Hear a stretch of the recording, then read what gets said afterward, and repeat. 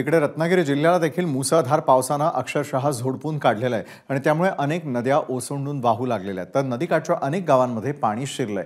त्यामुळे रत्नागिरी शहरासह ग्रामीण भागांमध्ये नागरिकांची अक्षरशः त्रेधा तिरपीट उडालेली आहे। इतकंच नव्हे तर रत्नागिरीतील शाळांना उद्या सुट्टी जाहीर करण्यात आली आहे। कोकणातल्या अनेक भागात काल दुपारनंतर जोरदार पावसाच्या सरी तर काही ठिकाणी रिमझिम असा पाऊस सुरू झालेला आहे आणि दरम्यान त्यामुळे सध्या जर आपण बघितलं तर नद्यांची जी पाणी पातळी आहे ती काहीशी का असेना सध्या वाढलेली दिसून येते। ही काजळी नदी आहे जी लांजा तालुक्यामध्ये उगम पावते आणि त्यानंतर रत्नागिरी तालुक्यातून ती पुढे वाहत अरबी समुद्राला मिळते।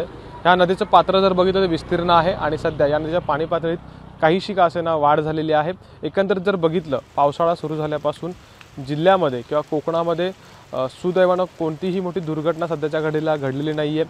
काही जी पर्यटन स्थळं आहेत, धबधबे आहेत किंवा काही स्पॉट्स आहेत, पिकनिक स्पॉट जे पावसाळी पर्यटनासाठी वापरले जातात, त्या ठिकाणी जाण्यासाठी काही निर्बंध देखील सध्याच्या घडीला स्थानिक पातळीवरती घातले गेलेले आहेत। खबरदारीचे उपाय म्हणून या सगळ्या गोष्टी केल्या गेलेल्या आहेत। दरम्यान हा पावसाचा जोर आणखीन काही वाढेल असा अंदाज एकंदरीत हवामान विभागानं सध्याच्या घडीला व्यक्त केलेला आहे आणि पावसाची सध्याची जी बॅटिंग सुरू आहे त्यामुळे शेतीच्या कामांना देखील एक सध्या जर बघायला गेलं तर चांगल्या पद्धतीनं वेग आलेला दिसून येतोय। भात शेतीच्या लावणीमध्ये कोकणातला शेतकरी सध्या व्यस्त आहे। कॅमेरामॅन मेहबूब शेखसह अमोल मोरे, एबीपी माझा, रत्नागिरी।